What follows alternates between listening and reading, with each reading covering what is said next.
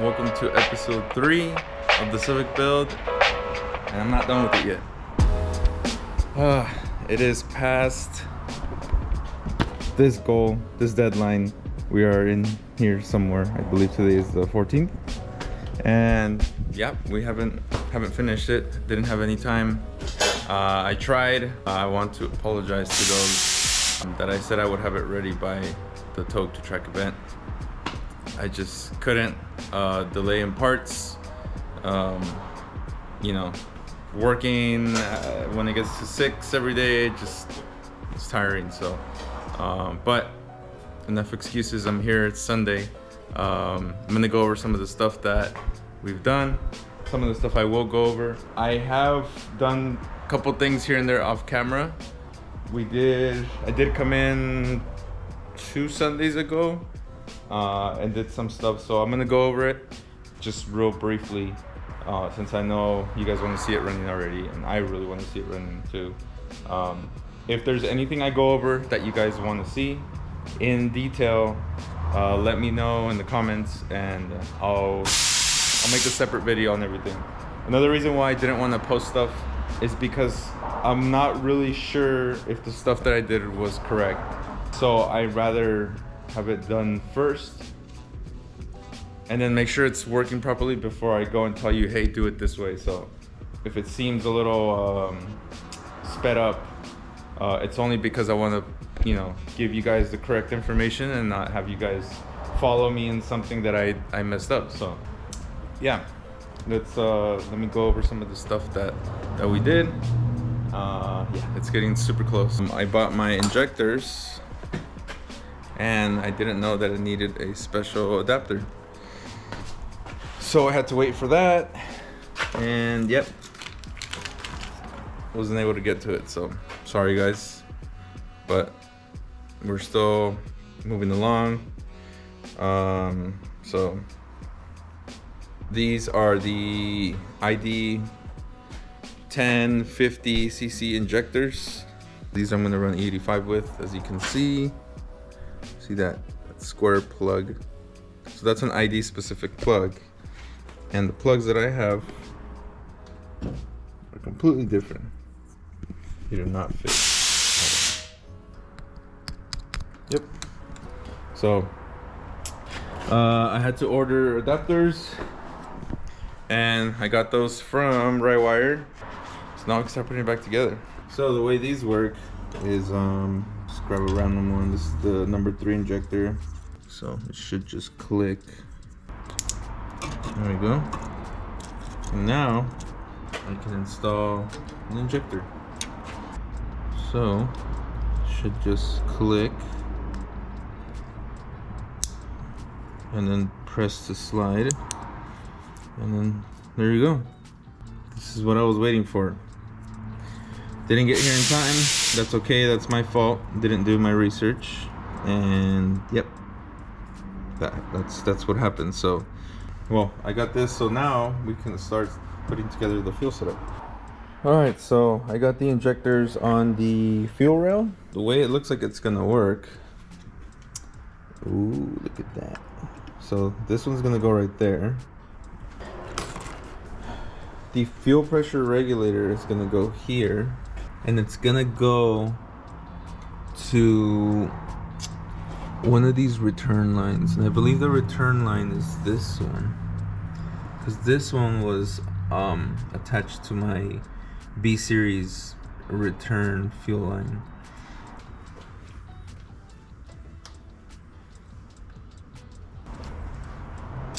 Okay, so the fuel rail's in, but there's still a gap right here. Well, I'll figure it out.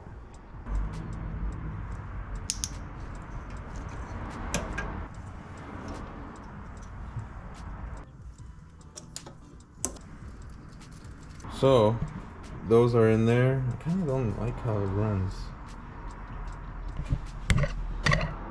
They're like all jumbled up. Alright guys, it's another day. I got the missing piece for the fuel lines. I went over to Hostman and got myself a little elbow. So this is gonna be, it's just a steel elbow, 90 degree. This goes in here, and then I'm able to go down to the fuel filter. I guess this is not the ideal way to run the fuel setup, because the fuel lines go directly above the headers. In case of the fuel line or anything failing, causing some sort of leak, it can potentially, I guess, catch on fire. I'm going to run this setup for now. I'm gonna keep an eye on it. I think it should be fine. I've never had any issues before with it leaking.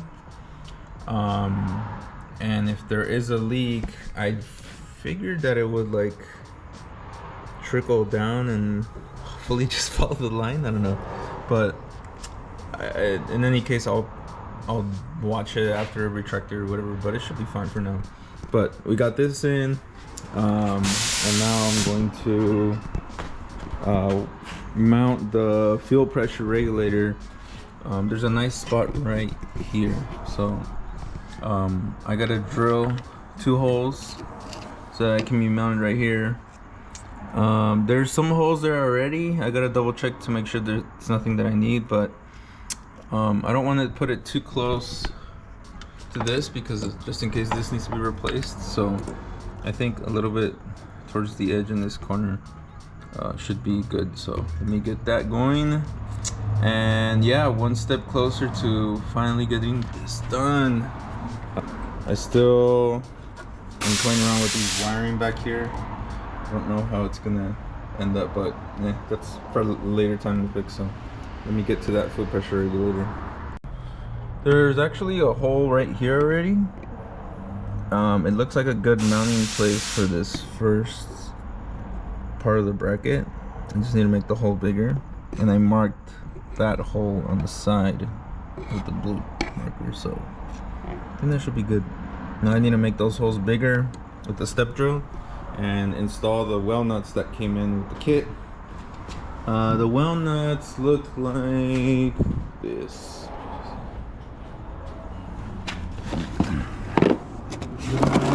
This is a well nut.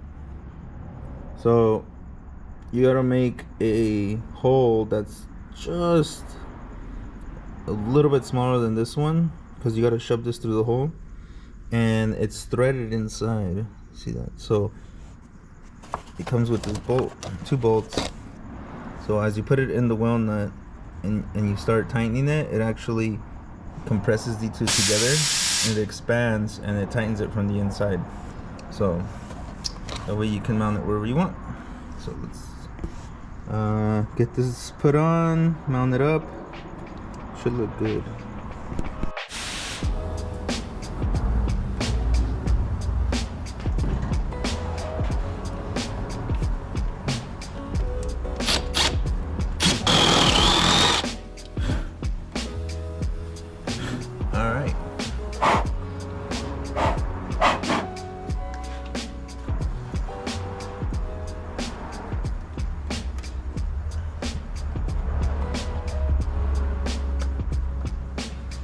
So that's mounted up. I still need to tighten the fittings, but pretty much the one that goes right here is gonna go right here, and then the one that goes here will go down there. So that one connects to that fuel return. That's the stock location for the fuel return, and then the one goes right underneath. Plug the one on the other side, and then that's it. And then that's pretty much the hybrid racing fuel setup. So I'm gonna briefly go over some of the stuff that I did. Like I mentioned before, if there's anything that you guys want me to go over in a separate video, please let me know. I'm more than happy to, you know, share the knowledge that I've acquired through this whole process. It's been about 6 months already. It's been a really long time, but it's well worth it. I'm excited. So this is already installed, as you guys already saw. Everything's pretty much bolted up. Actually, no, it's not. I gotta tighten this up. But basically, hybrid racing fuel rail ID 1050 injectors. They are the same size as stock RSX, so that means you can use stock RSX spacers if you're going to use an RBC manifold. This works with me, with my setup. I don't know if it'll work with a different manifold, but it works with this. The injectors are the correct amount of, I guess, tightness, you would say. There's like a little bit of slack going up and down. There's a specific number for this, but as long as it kind of moves up and down just a little bit, and they're not like binded or anything, you should be fine. And then next, I installed the shifter cables. Make sure you have this bracket, because I bought my transmission and didn't notice it didn't have it. I still need to enter the C-clips that go right here. I think that's what they're called. But other than that, it's pretty much installed.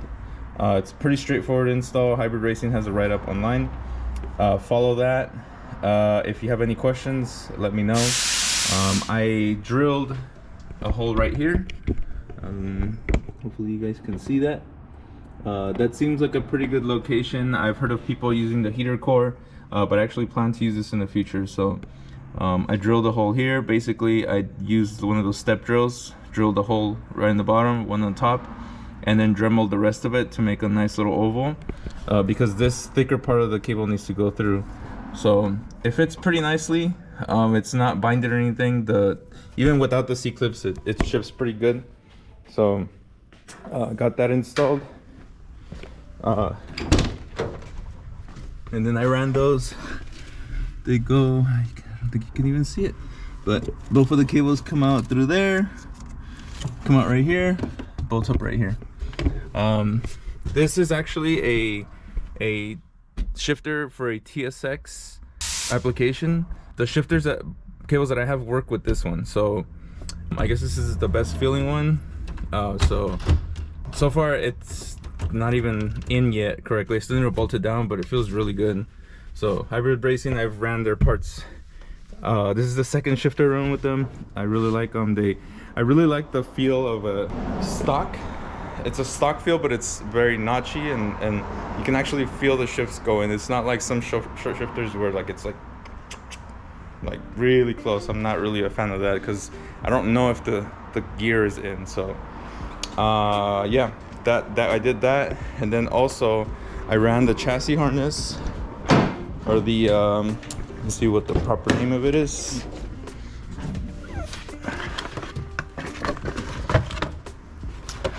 K-swap conversion harness. So basically it's the harness from Hybrid Racing that you can connect basically the ECU to the ride wire harness, and it connects to the rest of the chassis.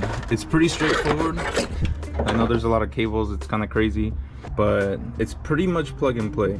I haven't had to wire anything for my year, I guess from 96 to 98. There is differences between the 99, between EG, I think Integra. There's little small differences. So for this year, because mine's a 98, this is the harness that I used. It might be different for yours, but if you have any questions on my year, let me know. All I need to wire in still is the O2 sensor, which is literally just the plug already. So I just need to run it through. I'm not sure where yet, but I'll figure that out, and then plug in the O2 sensor. And then yeah, my Honda ECU just plugged right in. It's pretty much it. Other than that, I mean, the harness is pretty much installed. Yeah, we missed that deadline, but we have a new deadline, and this new deadline is going to be for May 24th. My wife Fern, that tire girl, if you guys know her, you guys should know her. She got me a track ticket to go to Laguna Seca. So that's her birthday gift to me, and I'm super excited. I've never been there before. I've always wanted to go. So yeah, the car, it needs to be ready by then. Very motivated, very excited to get this car going. There is a track day with GR Movement. I'm gonna try to possibly shake the car down by then. But we'll see. I don't know what other headaches or anything are gonna come out from this. So we're super close, but there's a lot of little things that still need to be finished.